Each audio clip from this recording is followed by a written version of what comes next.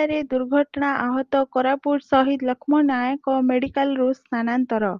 June 11, 2025 Semiliguda ନିକଟରେ ଏକ ଦୁର୍ଘଟଣାରେ ତେନ୍ତୁଳିଗୁଡା ଗ୍ରାମର କୃଷ୍ଣ ଖରା 40 ପିତା ବାଙ୍କୁର ଖରା ଗୁରୁତର ଆହତ ହୋଇଅଛନ୍ତି।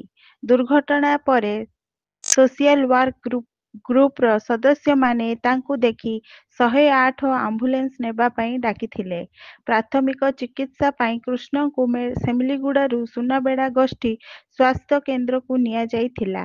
ସେଠାରେ ଡାକ୍ତରମାନେ ତାଙ୍କ ଅବସ୍ଥା ଗୁରୁତର ଦେଖି ଉନ୍ନତ ଚିକିତ୍ସା ପାଇଁ କୋରାପୁଟସ୍ଥିତ ଶହୀଦ ଲକ୍ଷ୍ମଣ ନାୟକ ମେଡିକାଲ କଲେଜ ଓ ହସ୍ପିଟାଲକୁ ସ୍ଥାନାନ୍ତର କରିବାକୁ ନିର୍ଦ୍ଦେଶ ଦେଇଥିଲେ।